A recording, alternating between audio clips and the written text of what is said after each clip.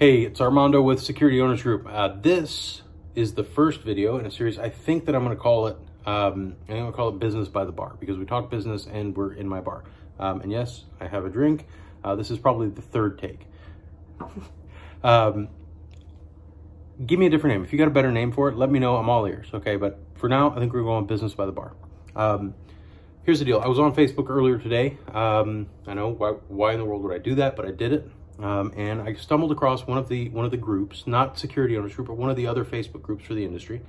And they were talking about what can you expect a salesperson to generate in revenue. Okay. And there was some good advice in there, some good things, but one person said pretty confidently, you can expect a salesperson to generate 2.5 times their income. My head almost exploded. Then it was, oh, well, if I train them and they're a rock star, you can get 3.5 times their income. And I mean, I about lost it. Okay. Business is not easy. You cannot make a blanket statement like that across multiple businesses from all walks of life, regardless of how well intentioned it is, or in what context you may have gotten that advice from a previous mentor. In 2022, that ruins lives. Okay, that will lead a business owner into the poorhouse. It will put them in the majority of businesses that fail. There's a reason why the suicide rates among business owners is so high, because this shit is hard. Okay, and you're often alone, and you take advice like that and you run with it, and then you run your life into the ground. That is irresponsible and dangerous. All right, so we're going to look at that. Let's take this rock star, right? This rock star. He makes $100,000. He generates $350,000 in sales. Okay. Your P&L has your revenue is 100%. Your cost of goods comes off of that. That includes the commission. All right. And then you've got your gross profit, which is also a percentage of your revenue. That's the pool that you have to run the rest of the business on, all the expenses, which is your fuel, your trucks, your tires, your insurance, your rent, your project manager, all of that other crap, marketing, advertising, everything has to come out of that percentage. And then what's left at the bottom, if you're doing this traditional way, that's your net profit. That's what you get to take home on paper as the owner of the business. If you take it all out, that's your reward for taking the risk. So let's look at this salesperson. $350,000 in revenue. Even if they're doing 50% margin on that, that's $175,000 in gross profit. But you're paying them $100,000. So now you have $75,000 left on which to run the whole business. Let that sink in. That's dangerous. You cannot operate that way. Okay, let's take that a little further. $350,000 is our total. 50% goes to cost of goods. 10% goes to the operating, or the not 10%. $100,000 of 350. That's what? 1/7 or 2/7, which is let's call it a third, just because, again, third take, right? But a third of it, 30%, goes to the salesperson. So 50% margin, 50% gross profit, 30% commission to the salesperson. You've now got 20% to run the business on.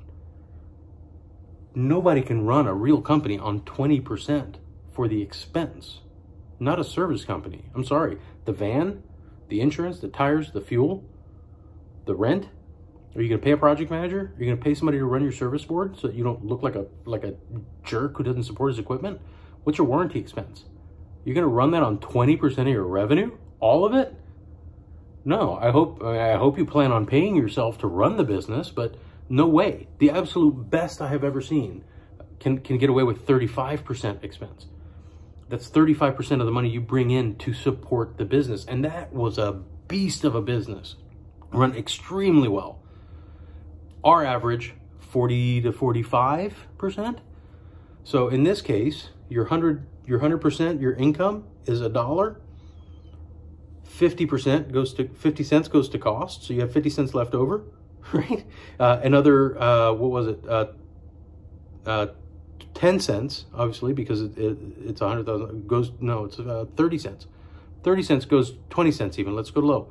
20 cents goes to the salesperson. Now you have 30 cents left over to run the whole business. You're going to lose 15 cents at a minimum. If you are a beast of a business owner and a runner and your operations are impeccable, you're going to lose 20 cents for every dollar you sell without paying yourself. That means at the end of the year, if you sold $1 million, you're going to have to write a $200,000 check because you're going to be underwater that much. Don't take simple advice because it doesn't work. It is downright dangerous. All right, so let's look at what does work, which is understanding your business and knowing how everything works, knowing how your business works to be in balance and to understand what your performance is. All right, what's the most important part? Parts to labor ratio. All right, if one person can sell, I don't know, let's use round numbers, 100 hours a month, right? Well, 100 hours to my business is a very different revenue number than 100 hours for your business. Why is that? Because we use different parts, because we manage the project differently, because we run the business differently. So if you are using mid-level, entry-level or mid-level equipment, and you're running a 1-to-1 parts to labor ratio, it means that for every dollar you sell in labor, you're going to sell $1 in parts. You sell 100 hours at $100 an hour. That's $10,000 in revenue. You can get $10,000 in parts. Every 100 hours generates $20,000 in revenue. Wonderful. That has a metric assigned to it.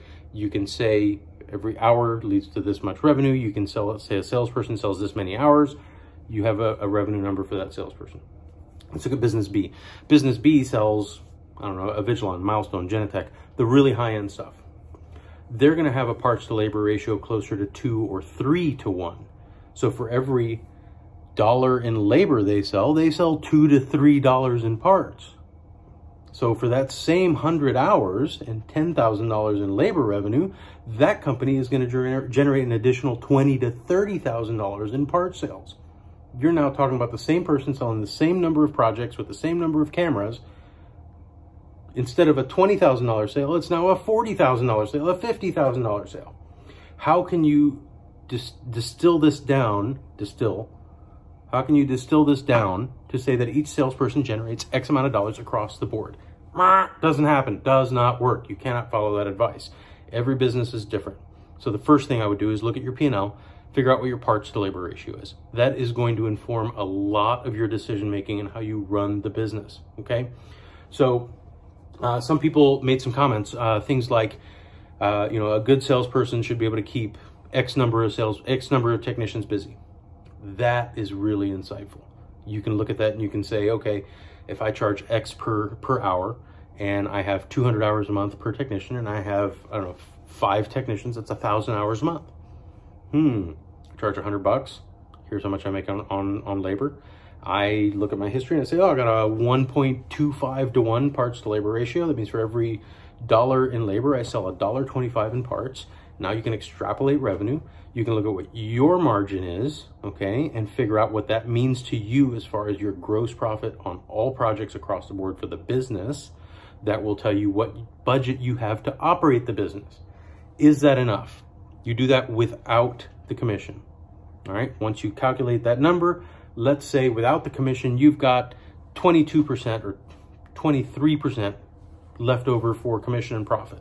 Well, what are you willing to make what are you wanting to make as the owner, right? What do you think is a reasonable pay for those salespeople based on what they're generating? Of course, you want to encourage growth. You want to encourage them to sell more. You want to encourage high performance, but it has to be within the balance of the business, and the business has to be profitable. Otherwise, there is no point to running the business, okay? And you as the owner, especially in the earlier years, you have to make an intention of making yourself replaceable. Otherwise, you've bought yourself a job that carries a lot of risk and a lot of headaches, and you're going down the wrong road. You can't do that. That's not why you start a business, okay?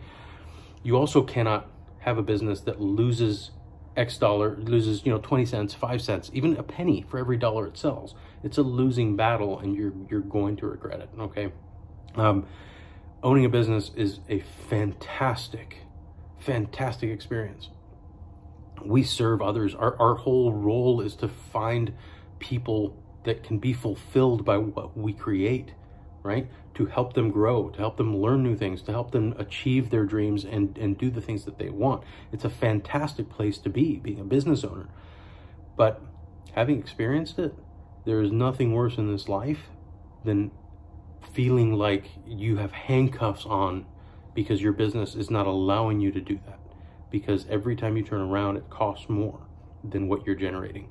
And it may look pretty. You may have a super fancy office. You may have 15, 20 vans that look really nice, and they're all last year and this year's model. But at the end of the day, if that P&L is not in balance, you're ruining your life. Don't do that. Don't take shitty advice, okay? You don't have to take my advice, but look to other owners, people who have done this and have done this for 10, 15, 20, 30 years. Those are the guys who know what it takes, okay? I put a poll in Security Owners Group to see what other people are doing, okay? And I'm really curious to see where that comes out and what that is. And I won't share the poll publicly, but I may share the results of the poll, okay? Depending on if we get enough people to do it so that it's not just a small little portion of who we are and what we do, but we've got almost 400 members in the group. I'm very confident that 99% of them are owners, real owners in real businesses that are operating and have the experience to help each other. That's a fantastic resource. Use it, help each other. If you're not in Security Owners Group on Facebook, go ahead and look that up, search for it. It's facebook.com/Security Owners Group, I think is what it is. And join the free group, okay? If you find these Business by the Bar talks helpful, go ahead and subscribe on YouTube. I'm probably gonna put most of these in the owners group, the free group on Facebook, but I may not put all of them, okay? So go ahead and subscribe, leave a comment. Let's talk about this. Let's figure out what we can do to help each other. And if I can help, feel free to reach out. My cell phone is pretty much publicly available, and people in the group have access to me anytime. I'm not a consultant, right? I don't charge. That's not my main source of income. I'm doing this to change the industry because I think it's broken, and I think there's a lot of bad advice out there, okay? Cheers, best wishes. Keep running your business, guys. Don't take shitty advice.